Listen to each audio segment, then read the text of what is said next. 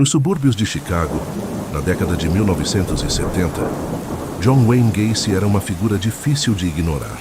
Ele era um homem corpulento e de sorriso largo, conhecido por sua personalidade extrovertida e envolvimento em eventos comunitários. Gacy gerenciava uma empresa de construção de sucesso, oferecendo empregos a jovens locais e mantendo boas relações com empresários e políticos da região. Mas o que realmente o destacava era seu alter ego, Pogo, o palhaço. Vestindo uma fantasia colorida e pintando o rosto com cores vibrantes, Gacy animava festas infantis e eventos de caridade, espalhando sorrisos por onde passava. Para as famílias da vizinhança, ele era um símbolo de alegria e diversão. Um homem de negócios bem-sucedido, que dedicava parte de seu tempo livre para alegrar crianças, parecia, para muitos, o exemplo perfeito de um bom cidadão. No entanto, havia algo inquietante em sua presença.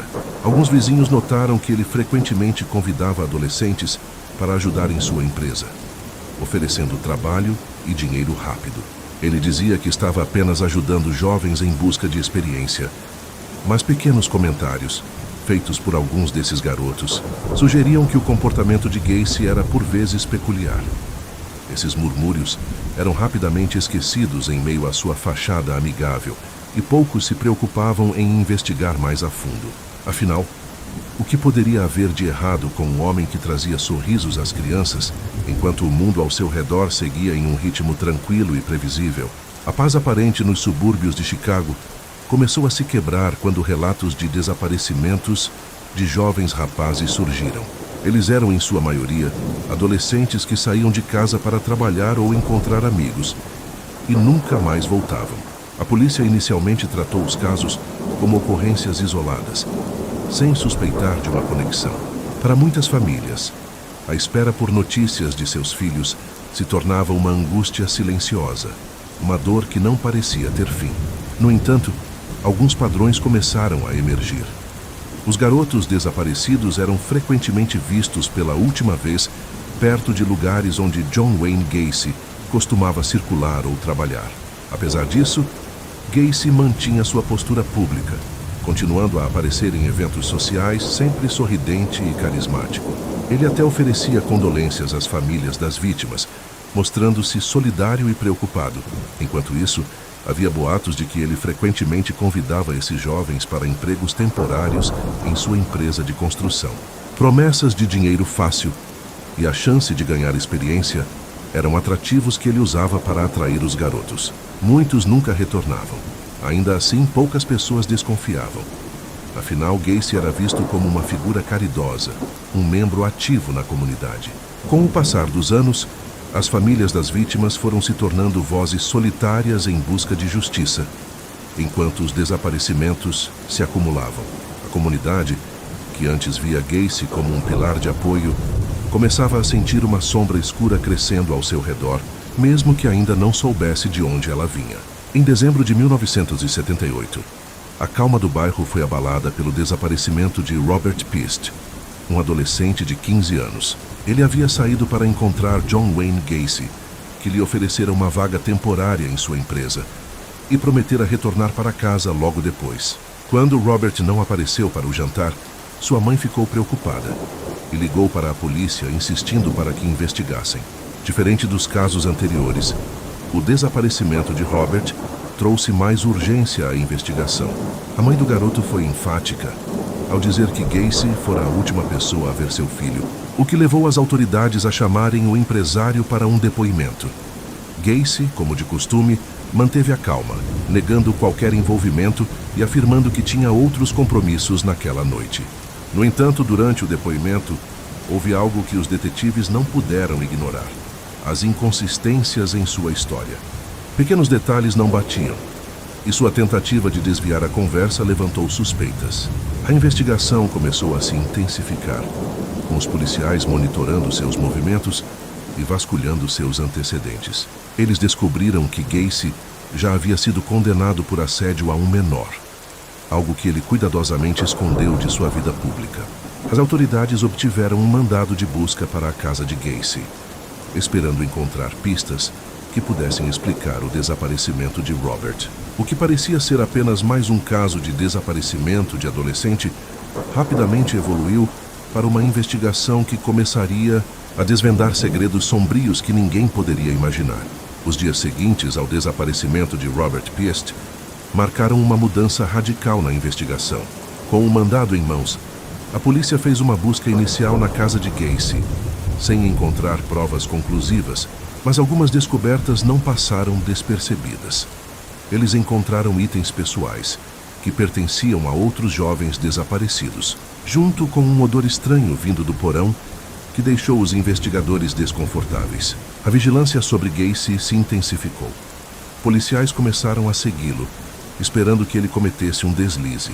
Enquanto isso, ele tentava manter a aparência de normalidade, indo a festas, cumprimentando vizinhos e até tentando se misturar aos próprios policiais que estavam de olho nele.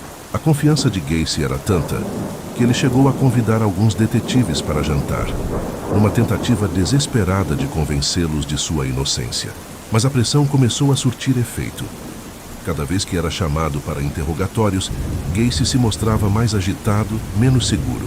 Os detetives notaram que ele evitava responder perguntas diretas sobre os jovens que haviam trabalhado para ele. No fundo, sabiam que estavam perto de descobrir algo grande. Depois de mais uma busca na casa de Gacy, desta vez com uma equipe maior e um olhar mais atento, a polícia encontrou a evidência que não poderia ser ignorada. Eles localizaram um espaço no porão onde a terra parecia ter sido recentemente remexida. As escavações começaram, e o que descobriram logo em seguida foi o suficiente para fazer com que todo o caso mudasse drasticamente de rumo. Encontraram ossos humanos, os primeiros de muitos que viriam à tona, enterrados sob o solo da casa. A máscara de Gacy começou a rachar, e a verdade que ele tanto tentou esconder estava prestes a ser revelada ao mundo. Pressionado pelas evidências cada vez mais avassaladoras, John Wayne Gacy finalmente cedeu e começou a confessar. Sentado diante dos investigadores, ele falou com uma frieza perturbadora sobre seus crimes. Admitiu que havia matado 33 jovens e adolescentes e descreveu em detalhes como os atraía para sua casa com promessas de trabalho e dinheiro. Lá ele os dominava com truques, torturava e finalmente os matava por estrangulamento. Gacy falou de suas ações com uma calmaria chocante, como se estivesse discutindo uma tarefa cotidiana. Ele revelou que a maioria dos corpos estava enterrada no porão de sua casa, e outros foram jogados no rio próximo quando o espaço começou a faltar.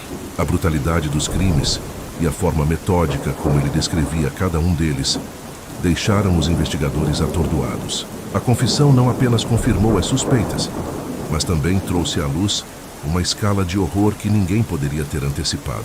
Gacy havia transformado sua casa em um verdadeiro túmulo, e durante anos conseguiu manter essa monstruosidade oculta sob a superfície de sua vida pública aparentemente perfeita. Para a polícia, foi um momento de alívio misturado com nojo e tristeza. Eles haviam conseguido prender o responsável, mas a descoberta das dezenas de vítimas que sofreram nas mãos de Gacy deixava um rastro de tragédia impossível de ignorar. O caso estava longe de ser apenas uma investigação de desaparecimento. Havia se tornado um mergulho profundo na mente de um assassino implacável. Quando a polícia finalmente começou a escavar o porão de Gacy, eles encontraram um verdadeiro cemitério. Os corpos, alguns empilhados uns sobre os outros, mostravam sinais claros de tortura e violência. Cada descoberta era uma nova onda de horror para os investigadores e para o público, que acompanhava o caso de perto através das notícias. A casa, antes um local de risos e alegria, se transformara em um símbolo de dor e morte. À medida que os corpos eram identificados, famílias começaram a ser informadas do destino de seus entes queridos. Para muitos era o fim de uma longa espera, mas as respostas traziam pouco consolo. A imagem de Gacy na comunidade mudou radicalmente. O palhaço sorridente, que antes era visto como um homem generoso e carinhoso, agora era conhecido como um dos mais cruéis assassinos em série que os Estados Unidos já haviam visto. O caso ganhou repercussão nacional, com equipes de reportagem montando acampamento na frente da casa de Gacy, que rapidamente se tornou um marco macabro na história criminal americana. Especialistas em criminologia e psicologia começaram a tentar entender o que poderia ter levado alguém como Gacy a cometer tamanhas atrocidades e como ele havia conseguido esconder isso por tanto tempo. A descoberta dos corpos revelou não só a extensão dos crimes de Gacy, mas também a falha coletiva em detectar os sinais antes que fosse tarde demais. John Wayne Gacy foi formalmente acusado de 33 homicídios e levado a julgamento em 1980. Durante as audiências, ele tentou alegar insanidade, afirmando que não tinha controle sobre suas ações. No entanto, as evidências eram claras e avassaladoras, e suas tentativas de justificar seus atos caíram por terra. Os promotores retrataram Gacy como um manipulador frio e calculista, que usava seu carisma para enganar e dominar suas vítimas. O julgamento foi um dos mais acompanhados pela mídia na época, com relatos detalhados de testemunhas e das confissões de Gacy. As famílias das vítimas estavam presentes, aguardando ansiosamente por justiça. Em março de 1980, Gacy foi considerado culpado e sentenciado à pena de morte. Mesmo após a sentença, ele tentou apelar várias vezes, mas todas as tentativas foram rejeitadas. Em 1994, após anos de espera, Gacy foi executado por injeção letal. Para as famílias, foi um alívio saber que ele não poderia mais machucar ninguém, mas a dor da perda e o impacto dos seus crimes continuaram a assombrar todos os envolvidos. A história de John Wayne Gacy continua sendo um dos casos mais estudados de psicopatia e violência na história criminal. Como um homem que aparentava ser um pilar da comunidade conseguiu esconder sua verdadeira natureza durante tantos anos? Especialistas exploram seu passado, tentando encontrar as raízes de seu comportamento, mas nenhuma explicação parece satisfatória. O caso de Gacy é um lembrete sombrio de como as aparências podem enganar. Ele explorou a confiança das pessoas ao seu redor e usou sua fachada amigável para se aproximar de suas vítimas, manipulando a todos para satisfazer seus desejos perversos. Mesmo após sua morte, sua história serve como um alerta, lembrando que o mal pode estar escondido atrás de um sorriso e que a confiança deve ser conquistada com cautela. Gacy se foi, mas as cicatrizes deixadas por seus crimes permanecem profundas e dolorosas, um reflexo perturbador das complexidades da natureza humana e dos horrores que ela é capaz de abrigar em silêncio.